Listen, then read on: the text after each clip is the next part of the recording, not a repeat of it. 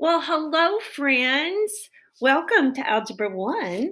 Today, we're going to be looking at comparing functions, linear, quadratic, and exponential. We did linear back in the fall in units 1, 2, and 3. And we looked at graphs, tables, equations, and applications of linear functions. And then starting in December, when we started multiplying with the box method, we looked at quadratics. And we looked at quadratics in units 4, 5, and 6. And we looked at equations and tables and graphs and applications of quadratics. And then just since spring break, we looked at exponentials, and we said that exponentials grow by a constant ratio. That is, they grow by multiplying by the same factor down the y column. They also have the typical J curve. And from the equation, exponentials have an x, or the variable, in the exponent spot. And that's different. Quadratics have a 2 in the exponent spot, and linears don't appear to have any exponent at all on their variable. Of course, they do. It's an understood 1. So if you would, go ahead in your book and open up to page 67. So you have this in your pink book. And if you don't have your pink book, I am attaching a blank copy of these notes onto your Google Classroom assignment. And we're just going to go ahead and kind of remember a little bit about linear and quadratic and exponential.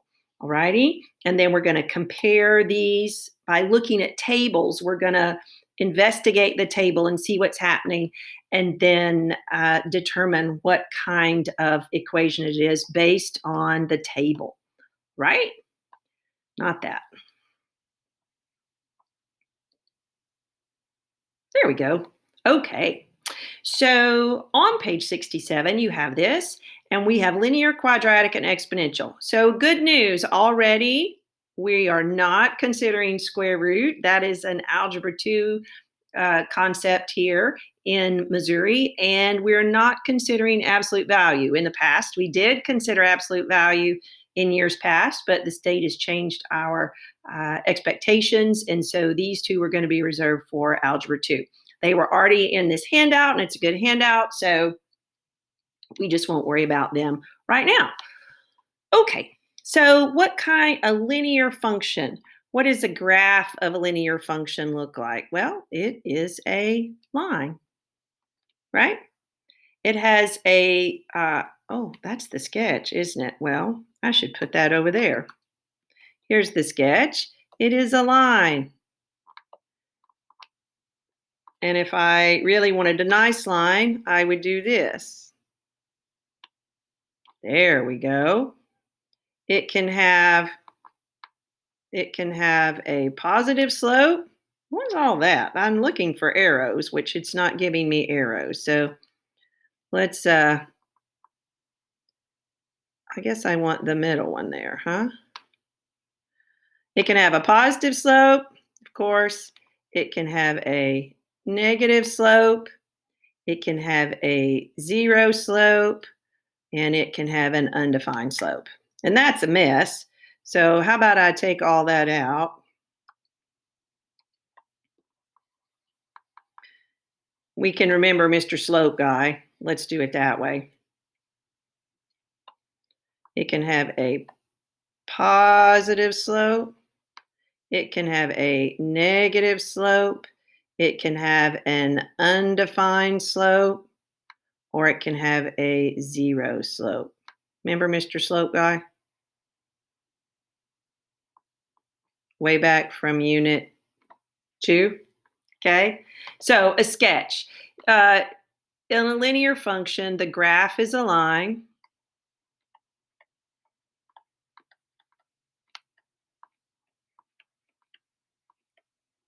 Yes, graph is a line.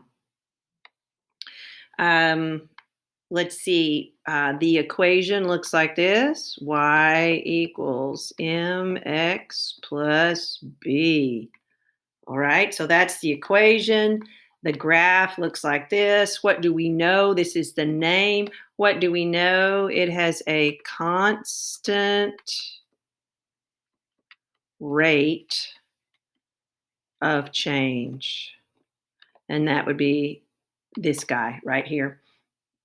If you look at the y values in a table, you are adding or subtracting the same thing each time. Linear. Quadratic looks like this, the parent function, y equals x squared. How do we know it's a quadratic? The variable has a 2 on it, right? And what does it look like? Well, it looks like our pretty U-shaped curve. It can open up like a cup, remember, and then it has a minimum, or it can open down like a frown, and then it has a maximum. Remember that? U-shaped curve. What do we know about a quadratic? Well, we know that it can increase and then at some point has a turning point. That's the vertex, and then it starts decreasing. So there's a change in direction. What it does not have a constant rate of change. It grows at a different rate. Or it can start really high and decrease until a turning point, which is the vertex, the minimum in this case, and then grows again. But we haven't learned exactly about how the tables change. And so I'm going to show you today how you can prove from a table if it's quadratic or not. Exponential, that's y equals b to the x. And what's critical here, x is in the exponent spot. Here, x was a base being squared. Here, x didn't appear to have any exponent on it, but it does. Of course, it has an understood 1. So y equals b to the x. How does it grow? It has a constant multiplier or a constant ratio.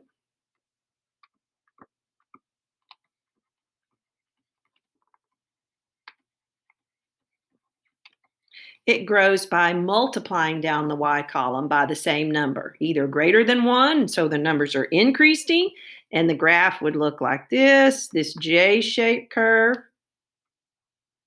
Or if I multiply by a small decimal or fraction going down the y column, then my y values are decreasing, and that looks like this. Okay, so that's not very curvy. Sorry, should look more like that. Okay, this is growth. And this is when the base, this guy right here, is a number greater than 1. Like doubling or tripling or 1.5 or 1.25 or 2.78 or something like that. This base right here. This is decay. And decay happens when the base is less than 1, but still positive. So a decimal or a fraction between 0 and 1, like a half in half-life, which you'll learn about in chemistry, or 0.078 or whatever. But this is the base, and we've talked about the base before. So that's just the general overview for linear, quadratic, and exponential, what the equation looks like here, here, and here, what the graph looks like, positive, negative, right? Graph is a line. The U-shaped curve, the J curve. Again, sorry, that's kind of a mess. Oh man, y'all will just have to forgive me.